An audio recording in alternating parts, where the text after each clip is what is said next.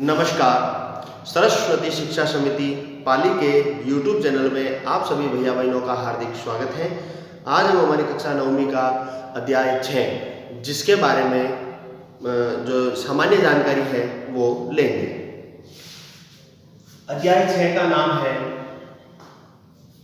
रेखाएं व कोण। रेखाएं व कोण की जो सामान्य जानकारी है इसको हम जानते हुए आगे बढ़ेंगे। रेखाओं के बारे में आपको महत्वपूर्ण दो बिंदुएं ध्यान रखना है। दो बिंदुओं को मिलाने वाली सीधी रेखा एक रेखाखंड कहलाती है। दो बिंदुओं को मिलाने वाली एक सीधी रेखा रेखाखंड कहलाती है। इसी तरह से एक बिंदु से चलकर असममित रूप से आगे बढ़ने वाली रेखा किरण कहलाती है। क्या कहलाती है? किरण। और एक ही बिंदु से निकलने वाली दो किरणें जिनके मध्य घेरे गए स्थान या रचना जिसकी की जाती है उसको हम क्या कहते हैं? कोण। फिर से इस बिंदु को एक बिंदु से निकलने वाली दो किरणों के बीच का स्थान या उनके द्वारा की गई रचना कोण कहलाती है। अब हम क्या है कि इन तीन बेसिक चीजों के आधार पे आगे बढ़ेंगे। अब कोण क्या होते हैं ये हमने देख लिया है, रेखाखंड देख लिया है, किरण देख ली है। अब हम कोणों के कुछ प्रकार पढ़ेंगे जिनके बारे में आप पूर्व में जानते हैं। हम आज केवल बेसिक ही लेंगे, हम आज कुछ नया नहीं पढ़ेंगे। जो हमने पहले पढ़ लिया है उसी को एक बार वापस पढ़ रहे हैं। कोण तीन प्रकार के पढ़े जाएंगे। एक होता है न्यून कोण, दूसरा होता है समकोण और तीसरा होता है अधिक कोण। अधिक कोण आप सब जानते हैं कि समकोण क्या होता है। समकोण वो होता है जिस कोण का मान 90 डिग्री हो वो समकोण कहलाता है। और समकोण आपको बनाना भी आता है। इस तरीके से दोनों किरणें एक दूसरे पर परस्पर लंबवत होती हैं तो वो क्या होता है 90 डिग्री के कोण की रचना करता है और यही आपका समकोण है। अब ये दोनों किरणें जो एक दूसरे पर लंबवत होकर 90 डिग्री कोण की रचना करती है उसे हम समकोण कहते हैं। अगर ये कोण थोड़ा सा भी कम हो जाए, 90 से जस्ट एक कम हो जाए यानी कि 89 हो जाए, 89 डिग्री हो जाए तो ये किस में आएगा? न्यून कोण में। ये लो न्यून कोण में, ठीक है ना, ये न्यून कोण आएगा।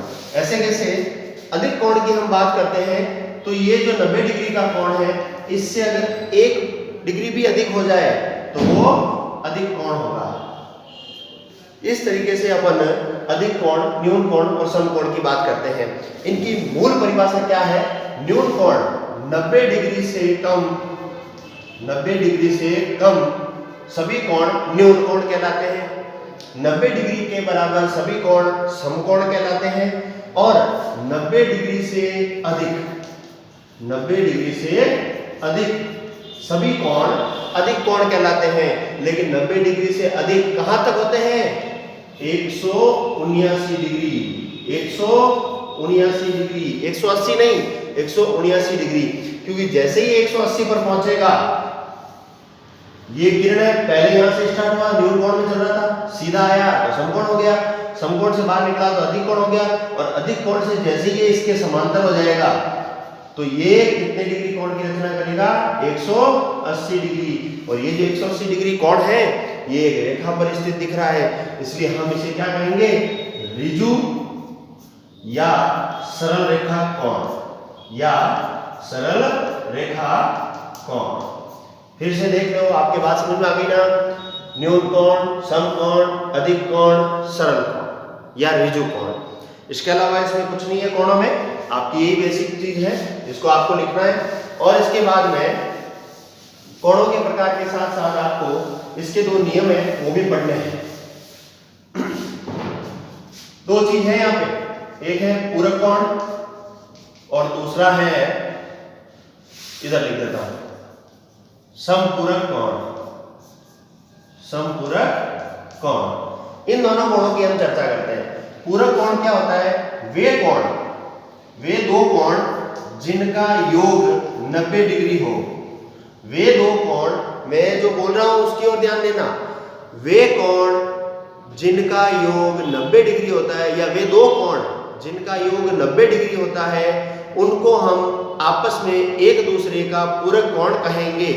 जैसे ये ए और बी है, ए और बी का योग 90 डिग्री है, तो ए बी के लिए पूरक कोण है और बी ए के लिए पूरक कोण है।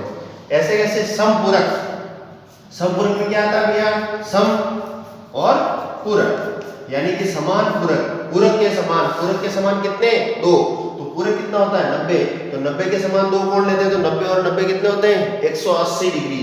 तो यानी कि वे दो कोण जिनका योग 180 डिग्री हो, वे दोनों कोण आपस में एक दूसरे के समपूरक कोण कहलाते हैं।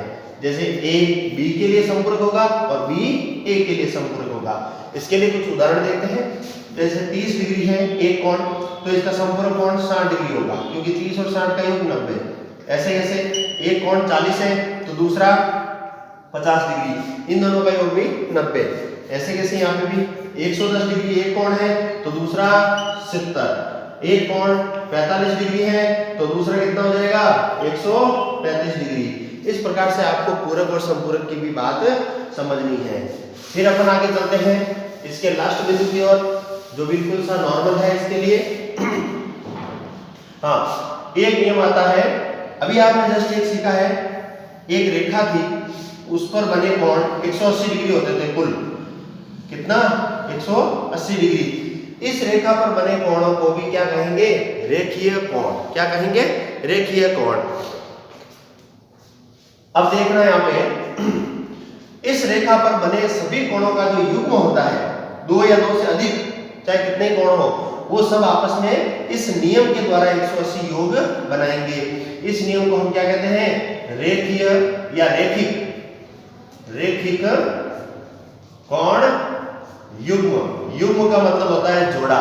क्या होता है, जोड़ा। जोड़ा होता है, क्या होता है, पेयर। जैसे दो जूतों का जोड़ा होता है, इस प्रकार से यहाँ कोणों का भी जोड़ा होगा, ठीक है ना।